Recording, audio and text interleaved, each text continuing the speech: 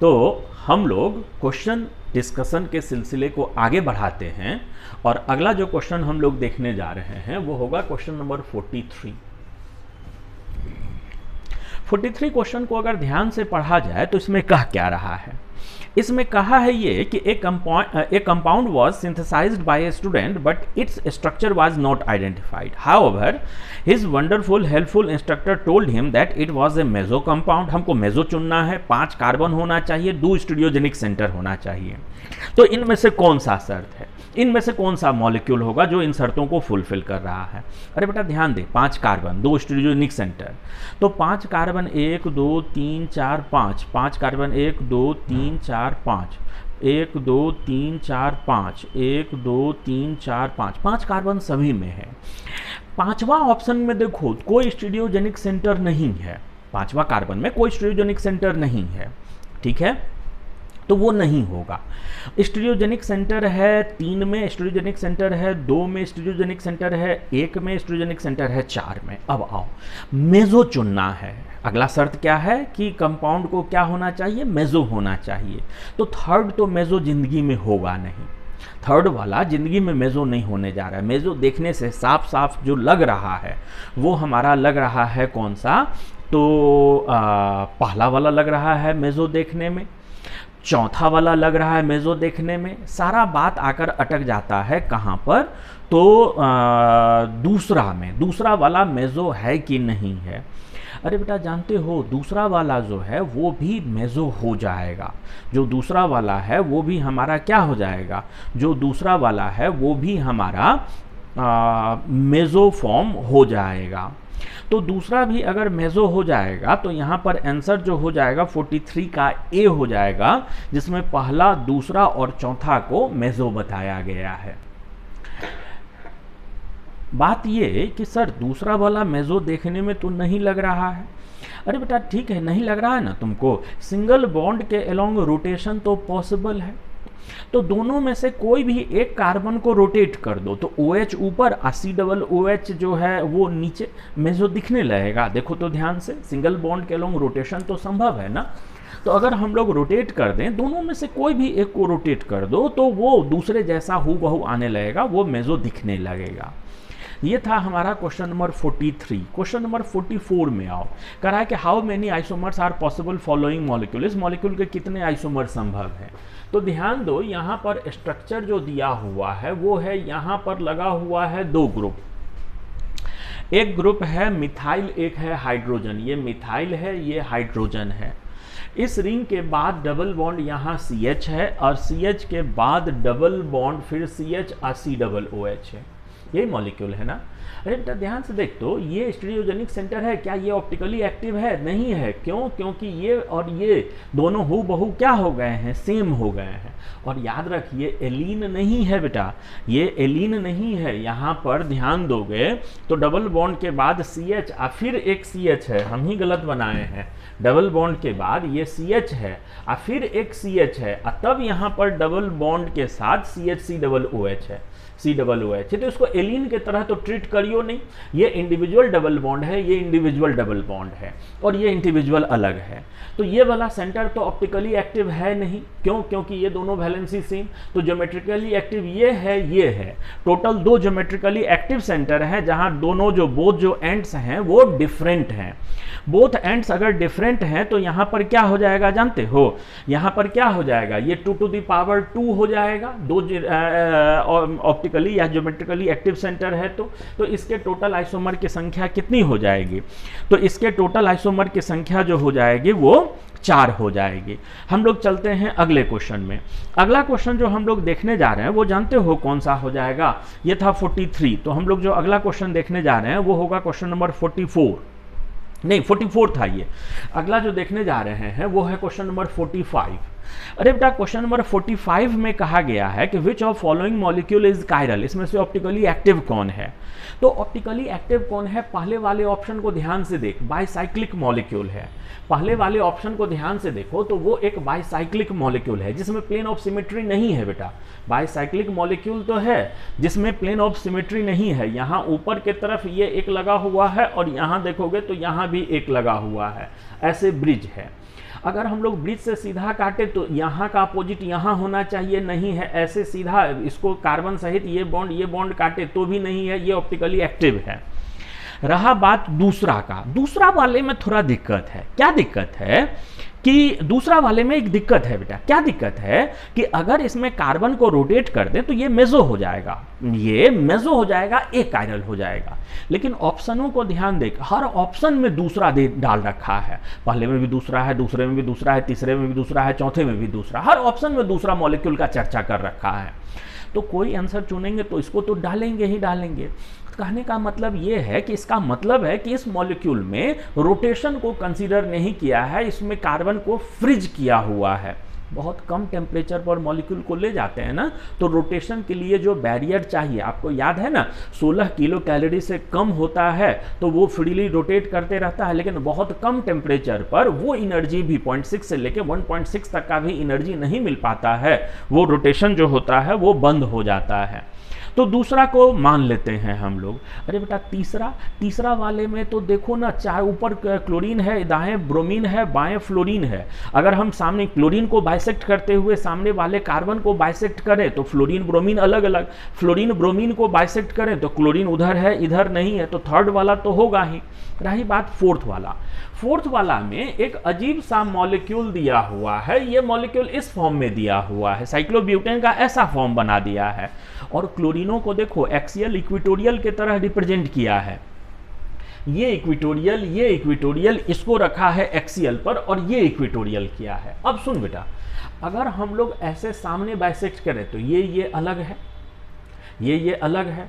कैसे भी अगर हम लोग ये कार्बन को लेकर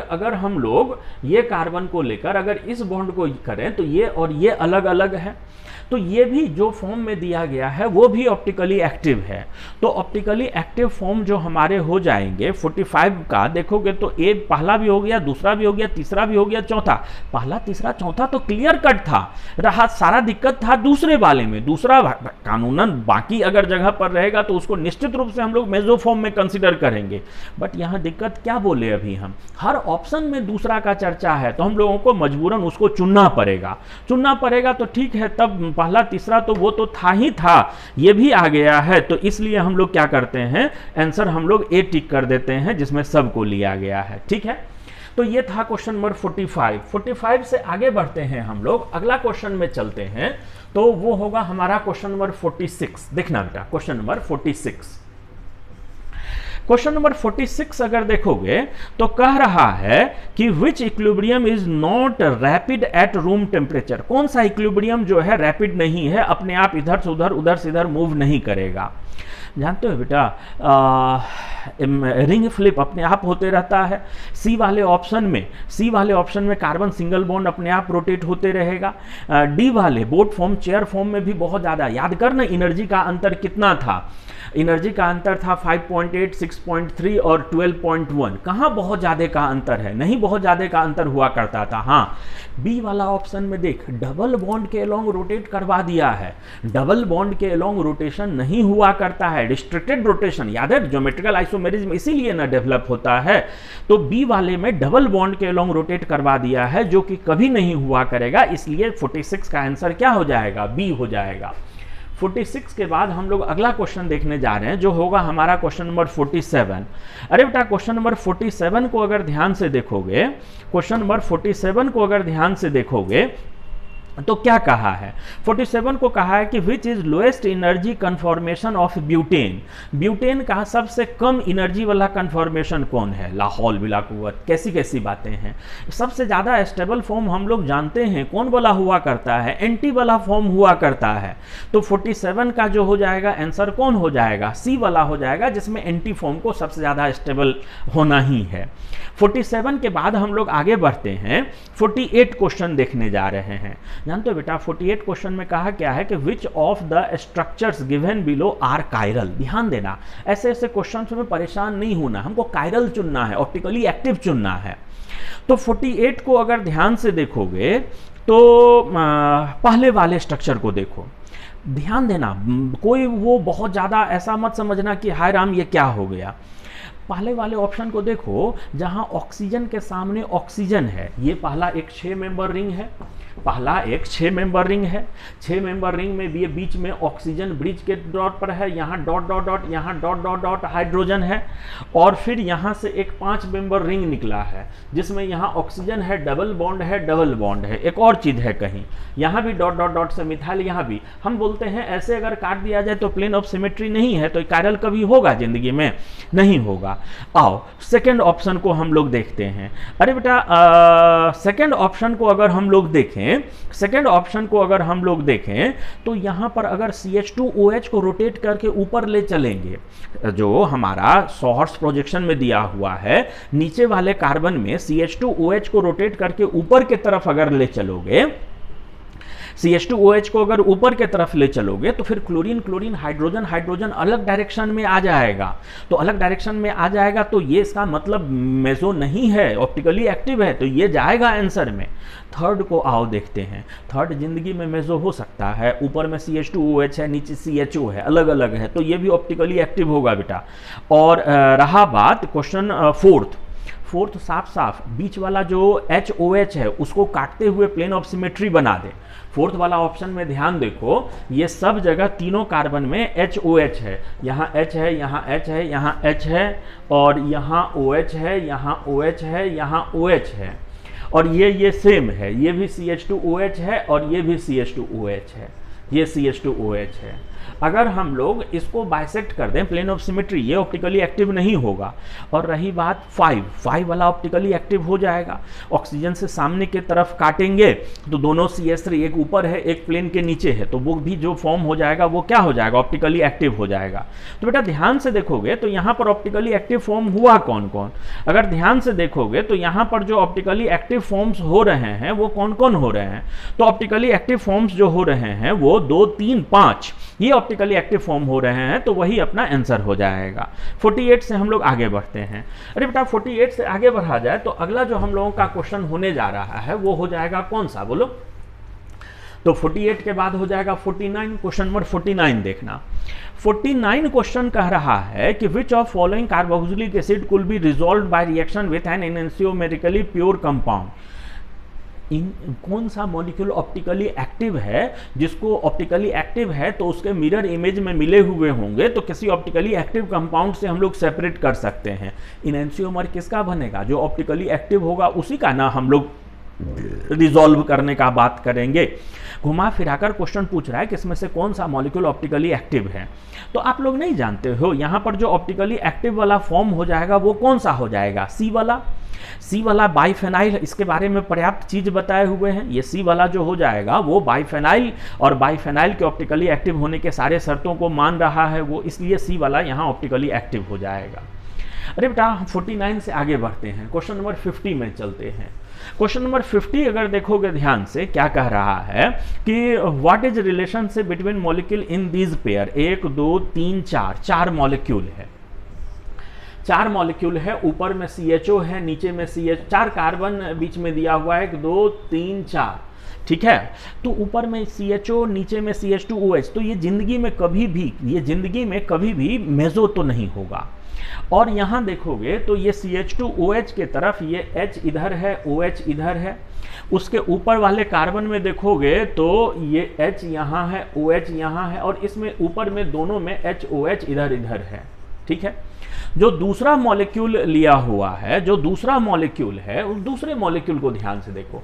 इसमें बदमाशी क्या है? CH2OH को ऊपर कर दिया है, ये CHO यहाँ है, बीच में फिर से 4 कार्बन है, ठीक है। नीचे वाले कार्बन में 2 लगातार है, ये HOH और ये OH यहाँ है, और फिर इसमें ये H यहाँ है, OH यहाँ है, और फिर ऊपर में देखोगे तो ये H यहाँ है, OH यहाँ है। इन दोनों में रिलेशन आसान है, इनका RS नेमिंग कर लीजिए, और देखिए ध्यान से जो ये कार्बन है वो यहाँ है आपका, तो इन दोनों को मैच कीजिएगा। अरे बेटा बात समझना, कहीं भी अगर कोई एक सेम कोई एक भी डिफरेंट आ गया, एक सेम आ गया, अगला कोई भी एक डिफरेंट आ गया तो डायस्टेरियोमर्स हो जाएंगे। ये टोटली अपोजिट हो गया तो इनएंशियोमर, टोटली सेम हो गया तो आइडेंटिकल मॉलिक्यूल। तो चलो हम लोग चेक करें, ये CHO के बगल वाले कार्बन को चेक करें तो ये OH नंबर 1, ये नंबर 1, ऊपर वाला हमारे लिए नंबर 2 और ये नीचे वाला सारा का सारा हमारे लिए नंबर 3। तो 1 2 3 ये मूव हुआ, ये एंटी क्लॉकवाइज मूव हो रहा है और हाइड्रोजन साइड में है, तो ये जो हो जाएगा एंटी क्लॉकवाइज हो रहा है, हाइड्रोजन साइड में है, तो R फॉर्म हो गया। यहाँ CHO के बगल वाले को देखो, तो ये हो गया हमारा नंबर 1, ये हो गया नंबर 2 और ऊपर वाला हो गया नंबर 3, हाइड्रोजन इधर के तरफ है, ये मूवमेंट आ गया है हमारा एंटी क्लॉकवाइज मूवमेंट आ गया। तो ये हमारा एंटी क्लॉकवाइज मूवमेंट आ गया है, एंटी क्लॉकवाइज मूवमेंट आ गया है, हाइड्रोजन साइड में है, तो ये हो जाएगा हमारा कौन सा, हाइड्रोजन साइड में एंटी क्लॉकवाइज, तो ये R फॉर्म, माने ये दोनों सेम हो गए। यह दोनों जो हो गया है वो क्या हो गया, सेम हो गया।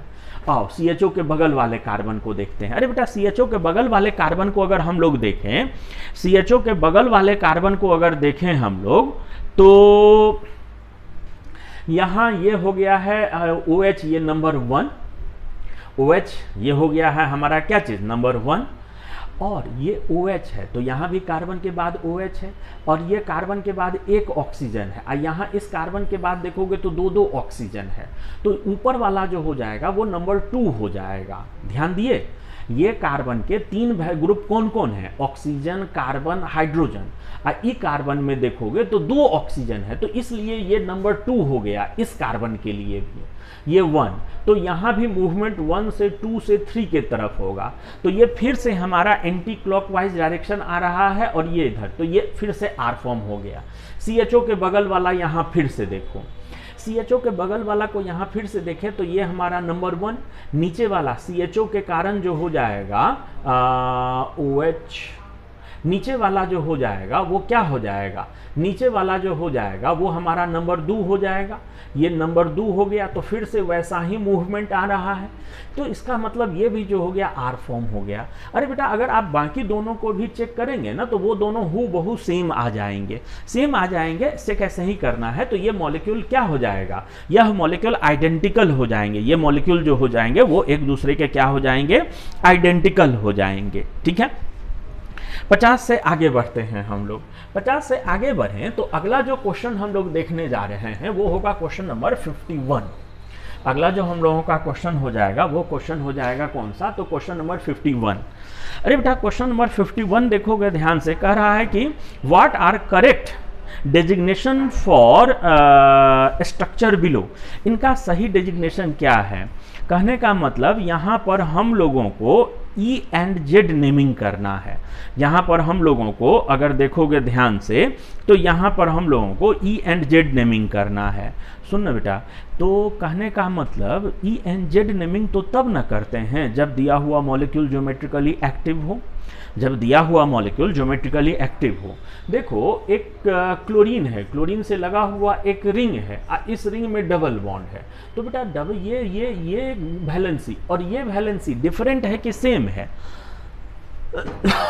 इधर जरूर ट्रिपल बॉन्ड है, इधर जरूर अलग सा है, ये COOH है, लेकिन हम जो पॉइंट बोले हैं ज्योमेट्रिकल आइसोमेरिज्म होने के लिए कार्बन पर लगे ग्रुप ये और ये डिफरेंट तो होने चाहिए ना। क्या यहाँ पर ये वैलेंसी और ये वैलेंसी सेम है कि डिफरेंट है, सेम है, तो क्या ये ज्योमेट्रिकली एक्टिव होगा, तो नहीं होगा ज्योमेट्रिकली एक्टिव। तो जब ज्योमेट्रिकली एक्टिव होगा ही नहीं तो काहे का E और काहे का Z।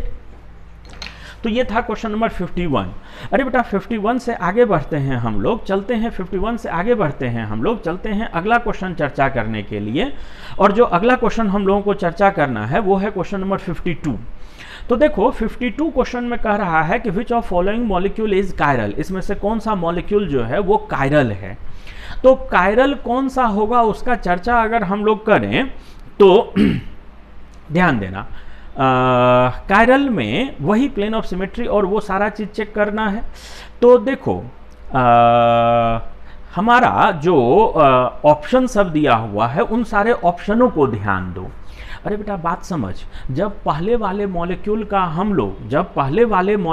हम लोग फिशर प्रोजेक्शन बनाएंगे तो इधर वाला जो सॉलिड वेज से OH है ये ऐसे ऐसे ये डॉट डॉट डॉट है, और ये जो है सॉलिड वेज से OH है, ये अपना क्वाड्रेंट चेंज करेगा। जो सॉलिड वेज से होता है वो क्वाड्रेंट चेंज करता है, तो जिधर ये OH है उधर ही वो भी आ जाएगा ना।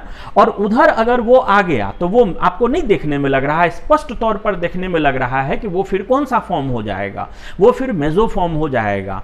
तो 52 में जान लो एक बात, 52 में पहला वाला तो आंसर जाएगा ना।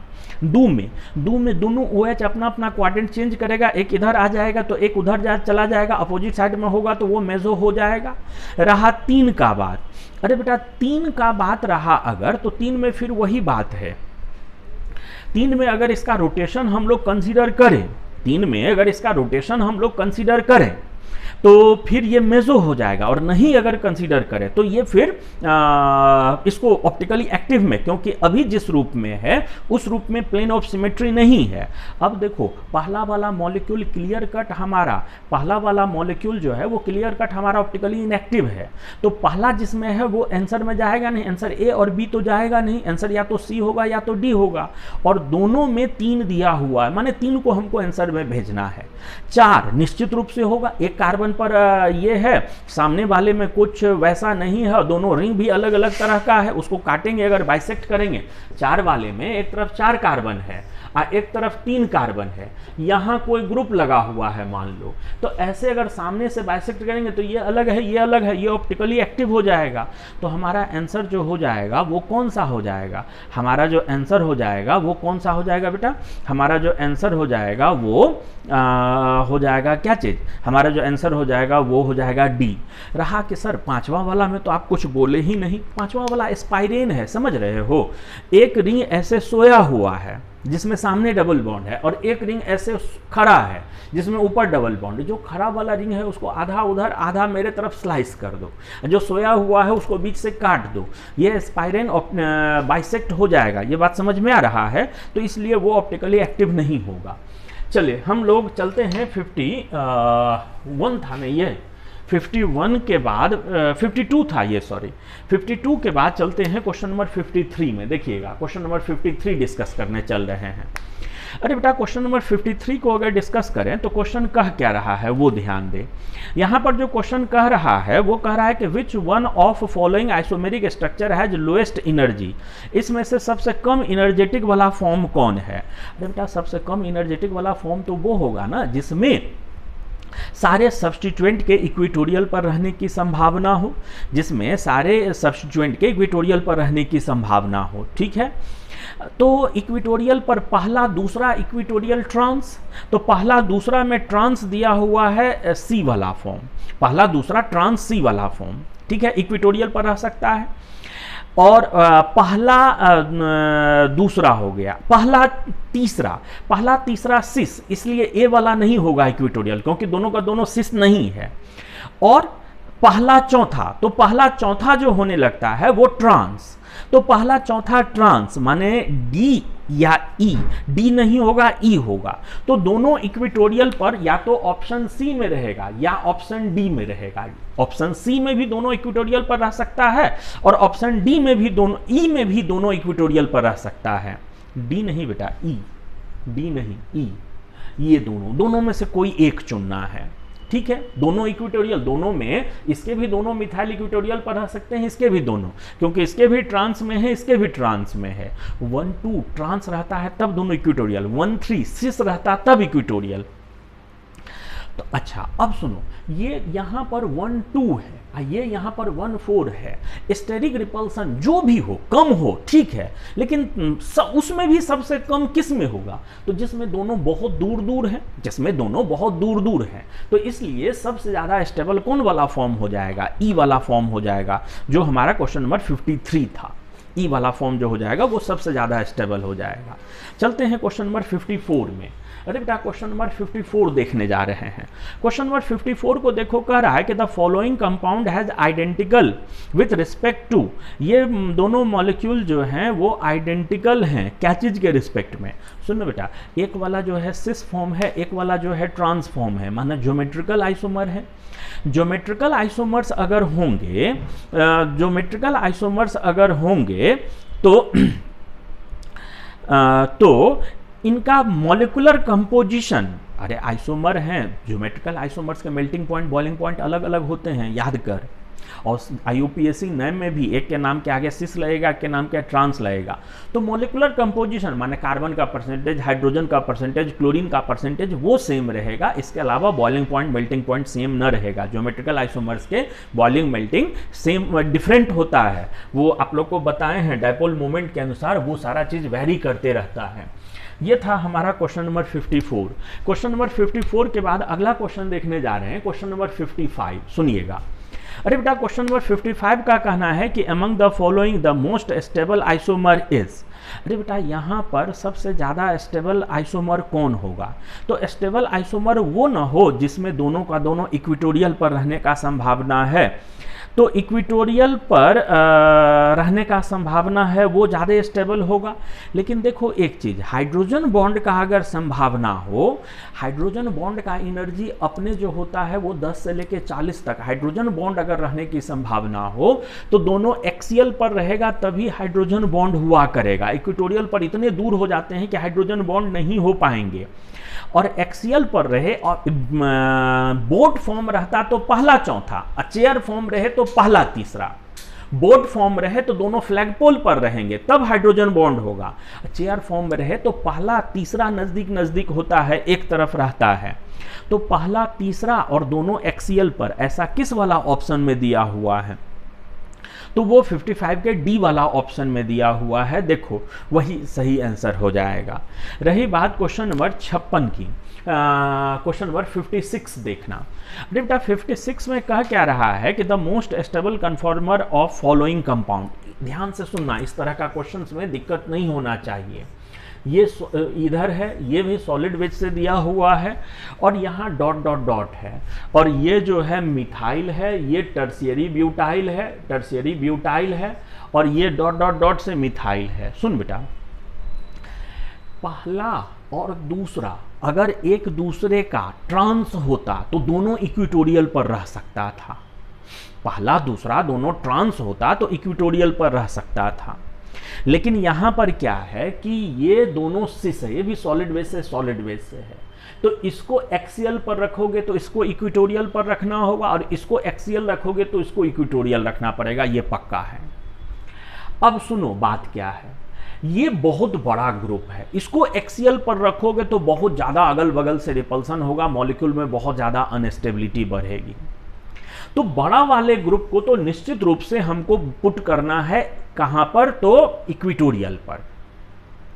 तो इसको इक्विटोरियल रखेंगे तो इसको एक्सियल रखना पड़ेगा, और ये दोनों ट्रांस है, ये एक्सियल है तो ट्रांस ये भी रखना पड़ेगा, क्योंकि तब तो इसको भी एक्सियल रखना पड़ेगा, तब तो ये दोनों ट्रांस हो पाएंगे। ये दोनों सिस है, इसको अगर हम लोग इक्विटोरियल पर रखते हैं तो इसको एक्सियल पर रखना होगा, इसको एक्सियल पर रखेंगे तो ये भी एक्सियल पर रहना होगा। तो इसलिए इसका सबसे स्टेबल फॉर्म जो हो जाएगा, जिसमें टर्शियरी ब्यूटाइल जो हो वो इक्विटोरियल पर हो, और दोनों मिथाइल एक दूसरे के एक्सियल पर हो, और एक दूसरे के ट्रांस वाले फॉर्म में हो। ऐसा रिप्रेजेंटेशन देखोगे 56 का तो सी वाले में दिख रहा है। ध्यान से सुनना, हम फिर से बोल रहे हैं, पहला चौथा अगर ट्रांस होता तो दोनों इक्विटोरियल पर रख सकते थे, ठीक है। लेकिन है सिस तो हमको एक इक्विटोरियल पर रखना में से ये करना पड़ेगा, तो इक्विटोरियल पर उसको रखेंगे, उसको रखें तो बड़े वाले को रखेंगे, और इसको इक्विटोरियल पर रखने के लिए फिर इसको सिस करने के लिए एक्सियल पर देना होगा, और ये एक्सियल तो तब फिर ई भी एक्सियल रखना होगा। तो इसलिए ये दोनों एक्सियल, ये इक्विटोरियल, और वैसा रिप्रेजेंटेशन सी वाले ऑप्शन में है। तो ये हम लोग अभी देख रहे थे क्वेश्चन नंबर 56। अरे बेटा 56 के बाद आगे देखो 57 क्या कह रहा है। कह रहा है कि which of following molecule has non zero dipole moment. Non zero dipole moment, जिसमें जीरो ना हो, तो जीरो नहीं डायपोल मोमेंट जो हुआ करेगा वो गॉच फॉर्म में नहीं हुआ करेगा और सिस फॉर्म में नहीं हुआ करेगा। गॉच फॉर्म में नहीं हुआ करेगा और सिस फॉर्म में नहीं हुआ करेगा। तो इसलिए इसका आंसर जो हो जाएगा वो हो जाएगा कौन वाला? तो जिसमें गॉच फॉर्म दिया हुआ है और जिसमें डी वाला देखो तो पहला गॉच है, चौथा सिस है, और छठा देखोगे 1,1 डायब्रोमोसाइक्लोहेक्सेन, 1,1 डायब्रोमोसाइक्लोहेक्सेन। तो इसका भी ये जो होगा, ये रिजल्टेंट दोनों के बीच में कुछ न कुछ 1,1 डायब्रोमो है, तो कुछ न कुछ यहाँ भी रिजल्टेंट हुआ करेगा, इसका भी नन जीरो हो जाएगा, बाकी सब का जीरो हो जाएगा। क्यों सर, काहे ऐसा बोल रहे हैं? तो पांचवा देखो टेट्राब्रोमोमीथेन है, ये टेट्राब्रोमोमीथेन है, तो सब एक दूसरे को कैंसिल कर देगा डी वाला। फिर अगर देखोगे तो सिस वाला फॉर्म भी जो हो जाएगा वो भी एक दूसरे का डायपोल मोमेंट जीरो कर देगा, तो इसलिए इसका आंसर जो हो जाएगा वो डी वाला हो जाएगा। आज बस इतना ही, बाकी अगले लेक्चर में।